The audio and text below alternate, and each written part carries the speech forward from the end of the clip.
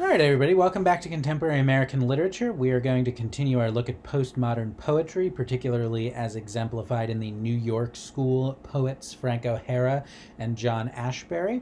We talked about what the New York School was and then O'Hara in the last lecture. I want to move on now to John Ashbery. He lived from 1927 to sorry, I mistyped on the slide. He lived from that would be very paradoxical if he lived from 1927 to 1918. He's a difficult poet, but he's not that difficult. He lived from 1927 to 2018, so unfortunately he died rather recently, though had a very long life, died at the age of 90. And he was born in Rochester, New York, and educated at Harvard and Columbia.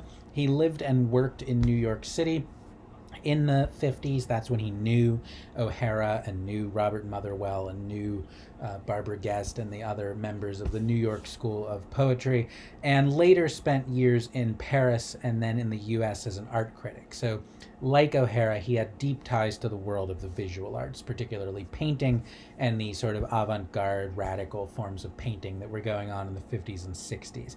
He was, as we mentioned, associated with the New York School poets, including Frank O'Hara, given his own influence by modern art and European avant-garde. They were both, Ashbery, O'Hara, the New York School, were very much bringing European influences into American painting and literature, looking at European abstract art, looking at French surrealism and other forms of French avant-garde poetry and painting. So that's another thing we should mention, is that they were fairly European-identified American writers. And so we'll want to chart as we go through the course, as we go into a more and more globalized world, the different international connections writers are bringing in. He had a fairly, quiet life. He taught creative writing since the 70s after giving up his career as an art critic at a variety of institutions. And he had a long relationship and later marriage to David Kermani, who was his own bibliographer. That is, he compiled bibliographies of Ashbery's work, and I think currently serves on a foundation dedicated to promoting Ashbery's work. And he became a prominent poet in the 70s. And the thing you have to understand about John Ashbery is I know that he's a difficult poet. And I know I assigned his most famous poem, which is a long poem. I think it's about 10 pages in the Norton anthology. And it's hard to read. And I imagine some of you probably didn't read it. And I should tell you that there are long passages of that poem I don't understand. And when I say I don't understand them, I mean I don't understand them at the literal level. John Ashbery is a difficult poet.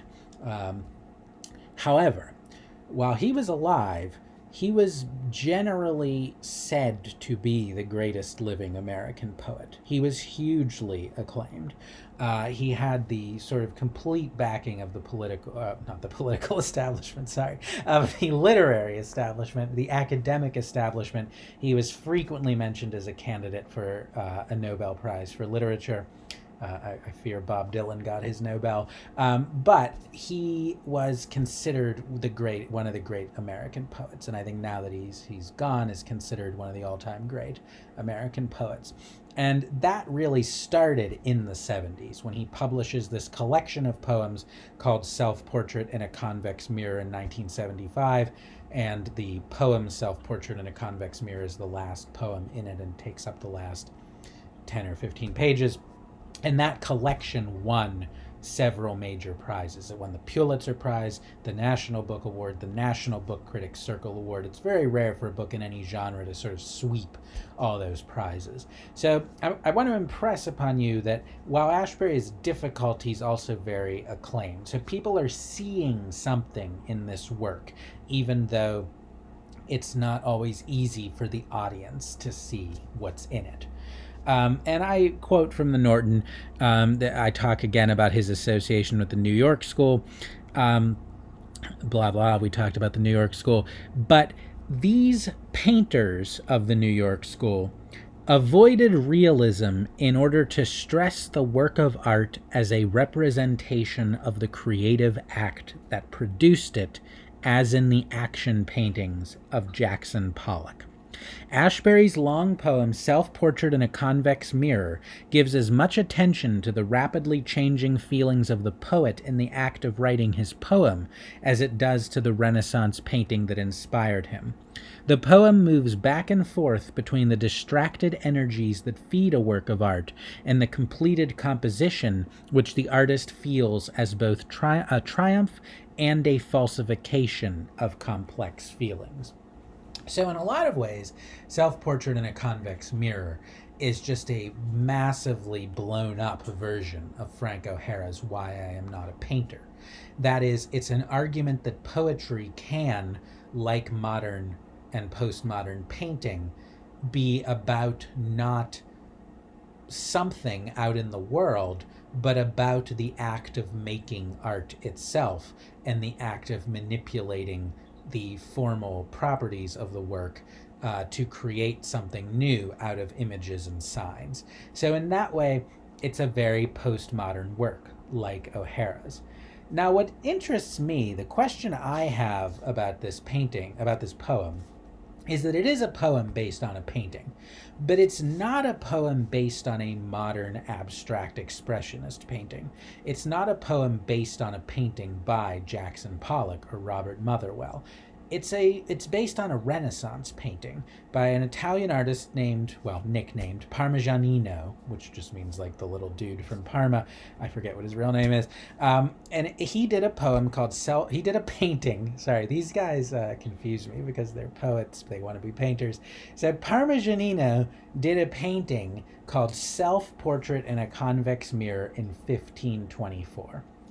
And he did this painting by getting a convex mirror, that is a mirror that is kind of shaped like a sort of bowls out like a ball, and so that it sort of it magnifies everything in front of it by making everything in the foreground much bigger than everything in the background.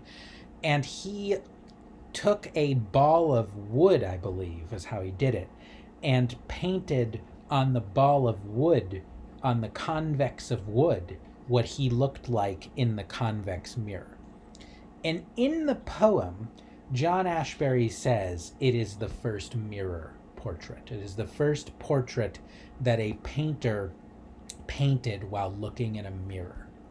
And I think that's very important because it might seem strange to write a postmodern poem that is a long description of and conversation, if you will, with a Renaissance painting. Because the whole idea of postmodernism, what Lyotard and Baudrillard and Jameson are telling us, is that we now in the second half of the 20th century and in the 21st century are living in a new world. And Parmigianino thought he could paint himself. He could paint a self-portrait of what he really looked like because he didn't yet live in a total surround of media images that made it impossible to imagine that images and signs any longer refer to anything real, that they can refer to anything other than other signs. It's impossible to write a self-portrait, to paint a self-portrait in the postmodern age, because art no longer refers to reality. It simply refers to itself. It's hyper-conscious of itself as yet another circulating image and sign in the economy of images and signs that is post-industrial, postmodern society. So what does this realist painting have to do with postmodern art and postmodern poetry? Well, I think it has to do with the fact that it's the first mirror portrait. And being the first mirror portrait, it's already preparing the way for the world of recorded imagery, of photography, of film, and this poem and painting have both been discussed as forerunners of the selfie. When Parmigianino does a mirror portrait in 1524, it's as if he's looking forward to the postmodern world in which everything is recorded. And because everything is recorded, reality just becomes a recording of itself and is no longer real. So this poem, I think, is implicitly arguing that this painting is in its own way the first work of postmodern art, because it foreruns the postmodern period in which the world is consumed by images of itself. So that's just a little historical side note as to why this painting might interest Ashbery when he comes to write a long poem about what it feels like to be alive in postmodern times.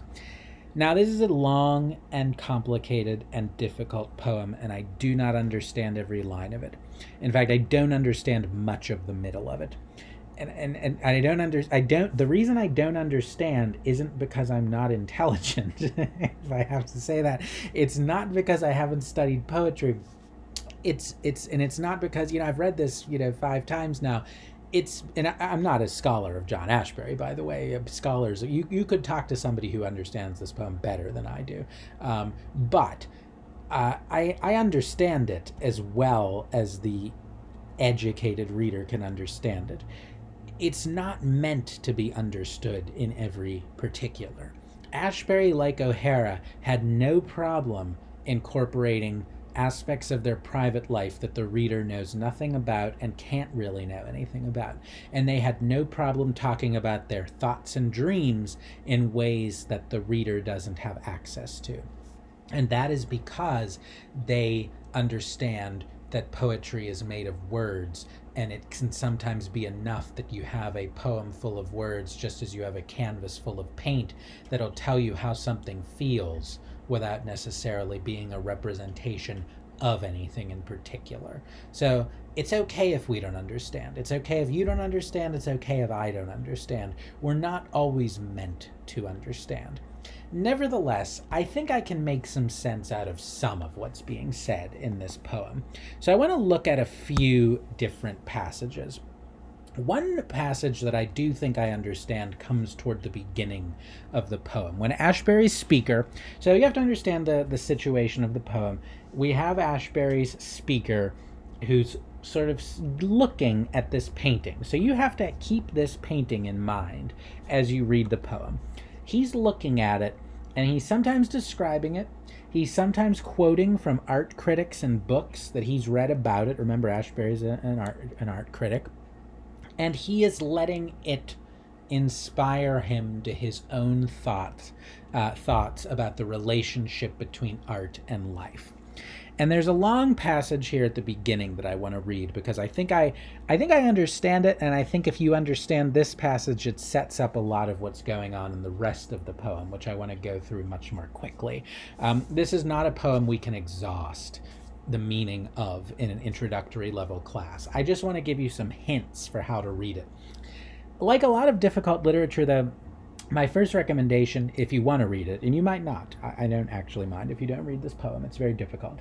But if you want to read it, I would say the first way to read it is to read it. Let it wash over you. Just let it wash over you once, and anything that is meaningful to you, note that, take that for what it's worth, and then if you want to go back, you can use those parts that are meaningful to you as kind of like hooks for the rest of the poem, and you can see how the rest of the poem fits in to the meaning. Ashbery, by the way, was perfectly fine with the fact that his poems were interpreted in wildly different ways by different readers. This poem was published, I mentioned, in 1975, and a critic wrote a whole essay about how the poem is secretly just a commentary on the Watergate scandal that brought down the presidency of Richard Nixon. And Ashbery said this has nothing to do with that. That thought never entered my head. And not only that, I wrote this poem before the Watergate scandal even happened. I wrote it in early 1972, so I couldn't have been writing about the Watergate scandal. And you know what? It's fine that critic wrote that, because it means, in a sense, what you get from it. So don't be intimidated by these complex works. They're there for you to engage with. And if you know, and maybe O'Hara's right. If you don't want to bother, don't bother. But I mean, read most of the assigned readings in this course, because most of them aren't this difficult. But if you want to skip this one, fine. But they're meant to be engaged with. They're meant to get to, just as Ashbery produces a 10-page poem out of his engagement with this painting by Parmigianino. So let this poem inspire some thoughts in you about art and life. And don't worry if they're the wrong thoughts. There's a sense in which there aren't right thoughts. There are textually supported thoughts, though. That is, there are thoughts that find root in the poem. And I want to try to establish some of those. So I want to read this passage from early in the poem and tell you what I think is going on. All right, so he's quoting a biographer of Parmigianino named Vasari. Vasari, or Vasari, I've never known how to pronounce that. I think it's Vasari, actually. Vasari says, Francesco, that is Parmigianino's name, Francesco one day set himself to take his own portrait, looking at himself for that purpose in a convex mirror, such as is used by barbers. He accordingly caused a ball of wood to be made by a turner, and having divided it in half and brought it to the size of the mirror, he set himself with great art to copy all that he saw in the glass. End quote from Vasari. Chiefly his reflection, of which the portrait is the reflection once removed. The glass chose to reflect only what he saw, which was enough for his purpose. His image, glazed, embalmed, projected at a 180-degree angle. The time of day or the density of the light adhering to the face keeps it lively and intact in a recurring wave of arrival. The soul establishes itself. But how far can it swim out through the eyes and still return safely to its nest? The surface of the mirror being convex, the distance increases significantly. That is, enough to make the point that the soul is captive, treated humanely, kept in suspension, unable to advance much farther than your look as it intercepts the picture. Pope Clement and his court were stupefied by it, according to Vasari, and promised a commission that never materialized. The soul has to stay where it is. Even though restless, hearing raindrops at the pane, the sighing of autumn leaves thrashed by the wind, longing to be free outside, but it must stay posing in this place. It must move as little as possible. This is what the portrait says. But there is in that gaze a combination of tenderness, amusement, and regret, so powerful in its restraint that one cannot look for long. The secret is too plain. The pity of it smarts, makes hot tears spurt. That the soul is not a soul, has no secret, is small, and it fits its hollow perfectly. Its room, our moment of attention. That is the tune, but there are no words. The words are only speculation from the Latin speculum, mirror. They seek and cannot find the meaning of the music. So, what I love about this passage, and what I think I understand about it, is that he starts out, and you'll note this is free verse. It's just sort of very meditative free verse. There's no rhyme, there's no meter, and the logic of where he breaks the lines could be looked at. I don't always know. But what's powerful about this is the first part of this passage, the first sort of half of this passage, when he's quoting Vasari, it describes a kind of triumph in the history of art.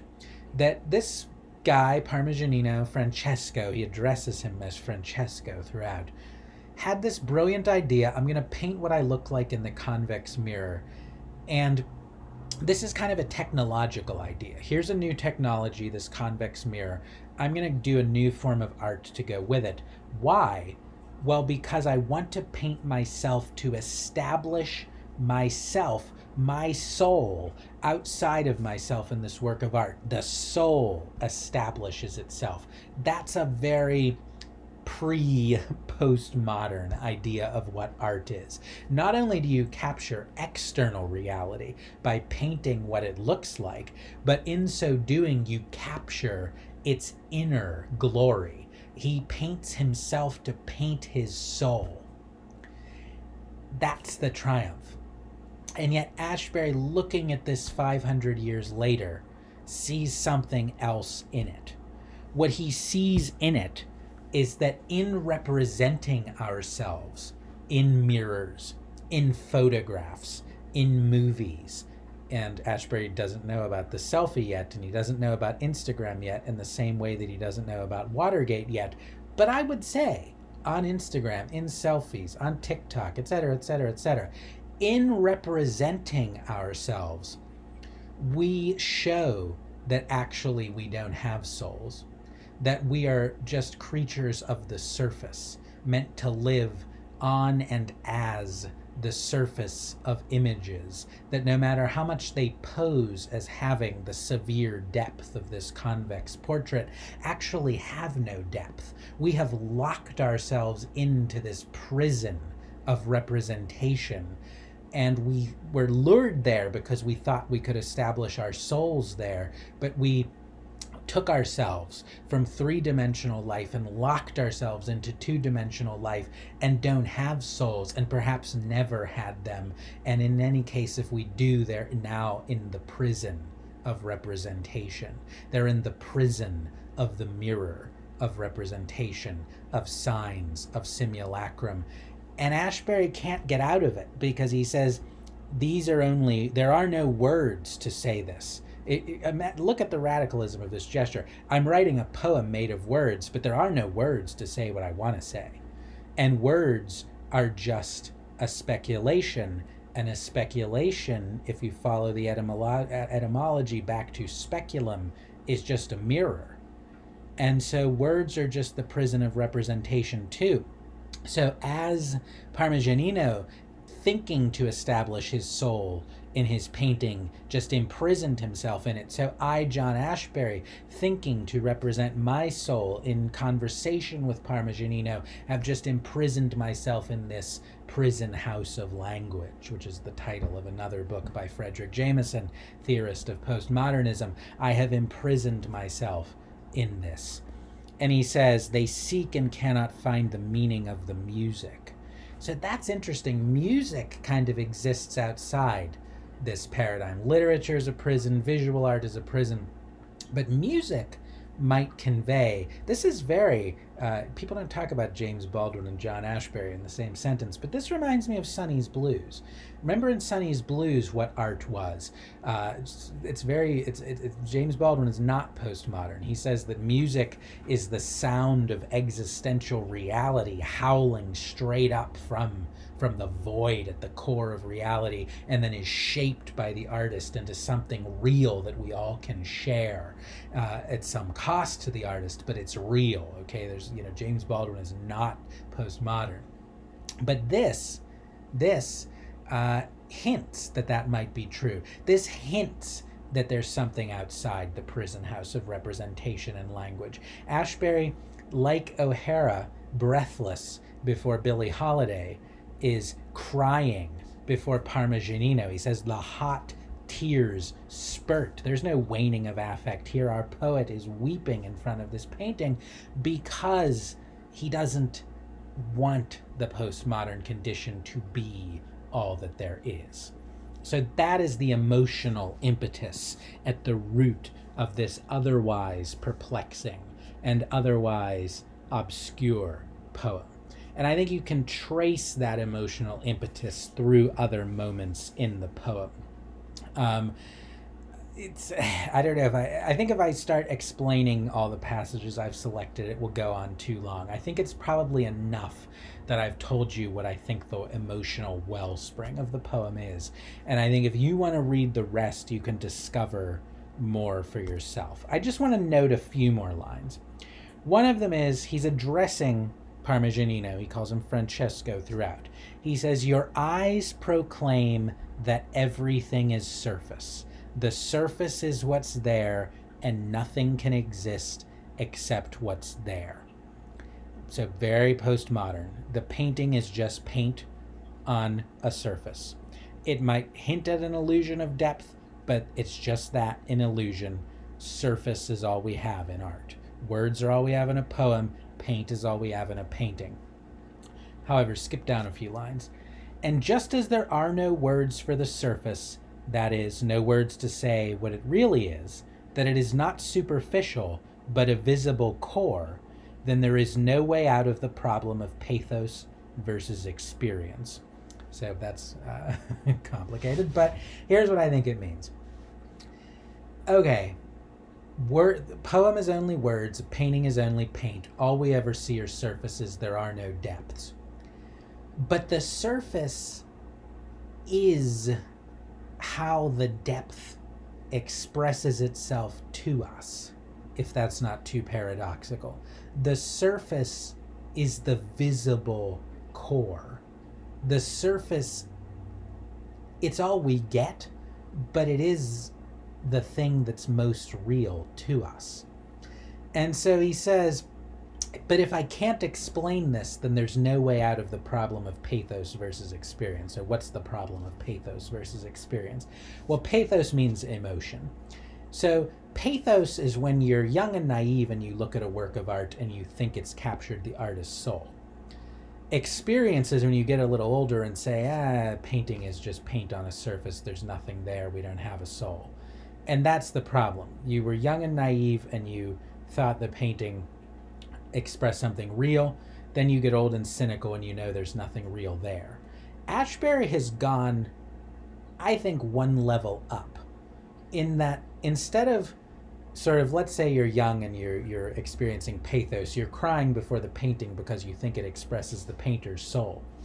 He's now past experience into the point where he's crying because the paint can't express the soul. And so there's a lingering hint that the soul is there. He wants to believe. He wants that to be true. He can't quite get there, but he's having pathos from the experience. So he's gone past sort of naive sincerity and cynical irony into a kind of higher, I would say, sincere irony, a kind of weeping, tearful cynicism at the desire that there be something that he doesn't think can be there. I hope that makes sense. I know it's complicated. I know it's a difficult poem. And I don't even understand the things I didn't underline. But I think that's at least a little of what's going on. And there are moments in this poem where he expresses emotion directly. Next passage. I feel the carousel starting slowly and going faster and faster. Desk, papers, books, photographs of friends, the window and the trees merging in one neutral band that surrounds me on all sides, everywhere I look. So he explains the chaos of experience that he feels, the inner disorder that he feels of his life whirling around him, this chaos. And he's an artist. He wants to give shape and form to it, but he also knows about the limitations of art.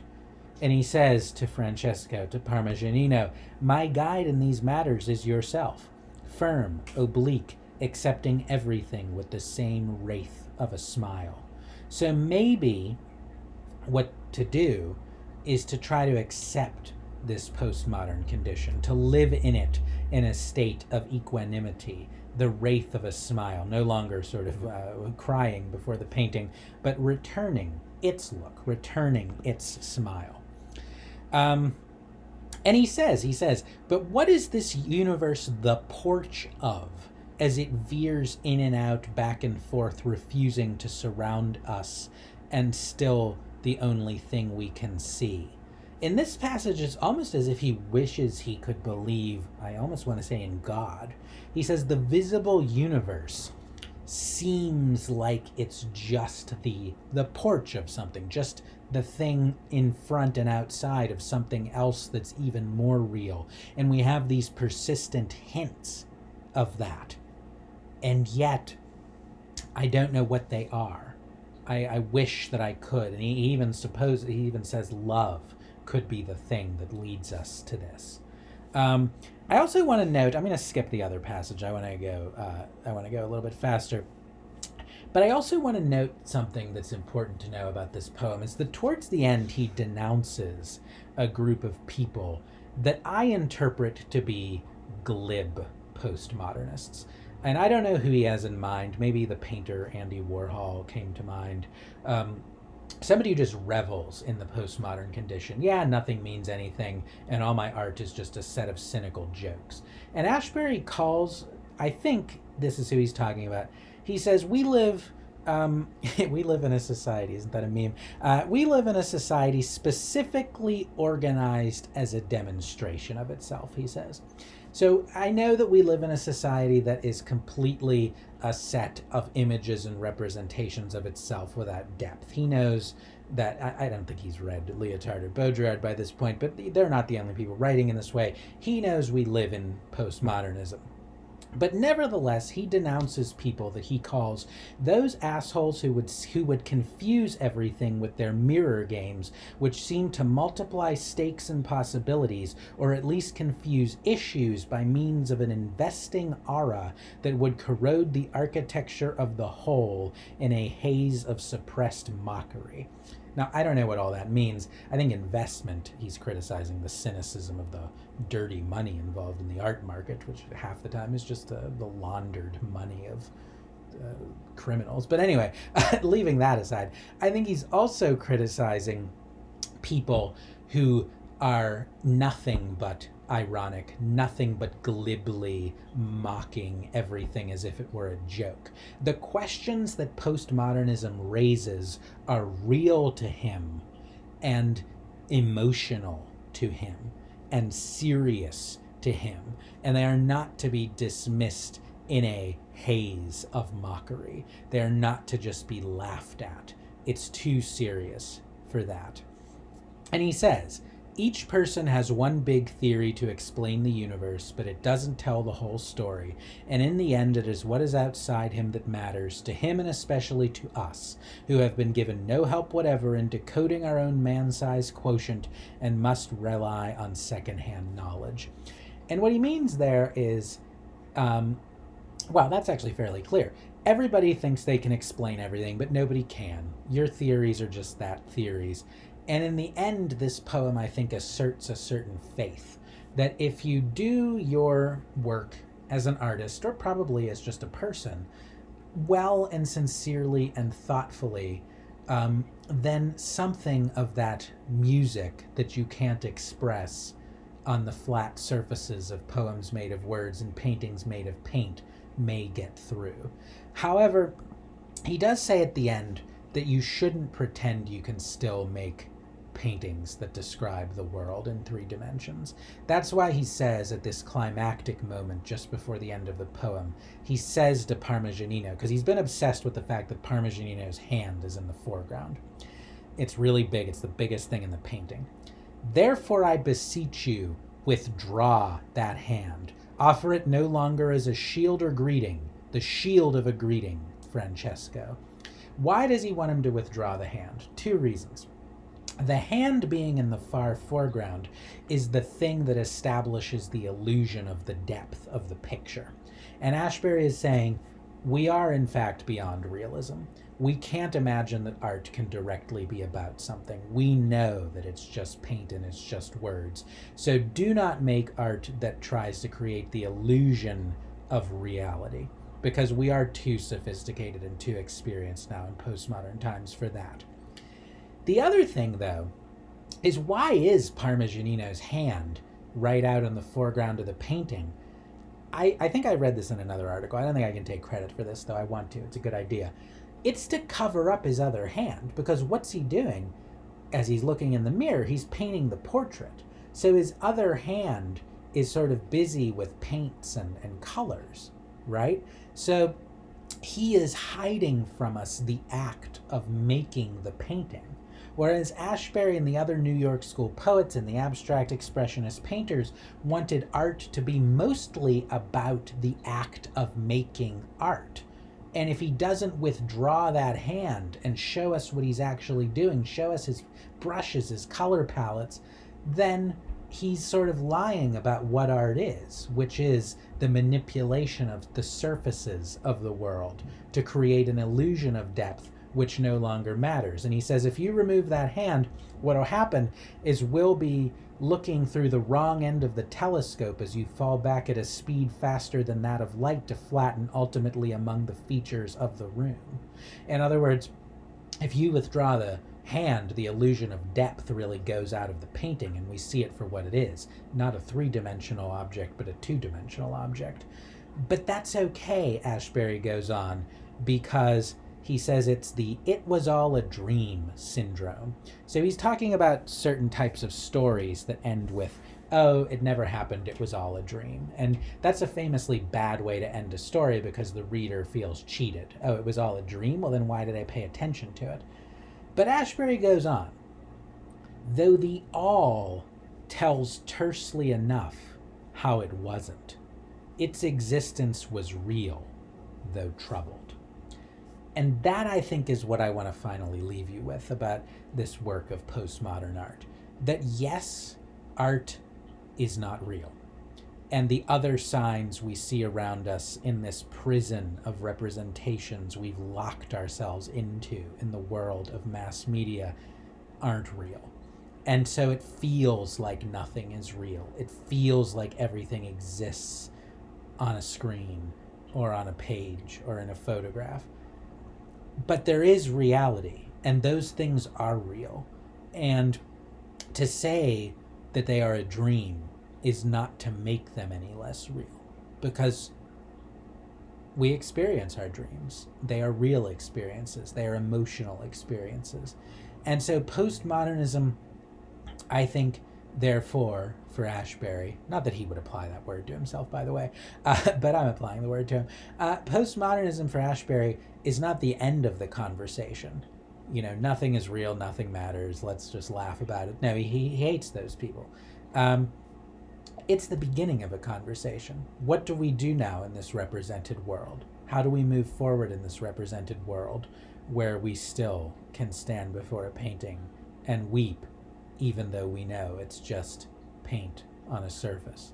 Where do we go from there? And that's the question I'll leave you with as we then move next week into postmodern fiction. Thanks very much and have a great day.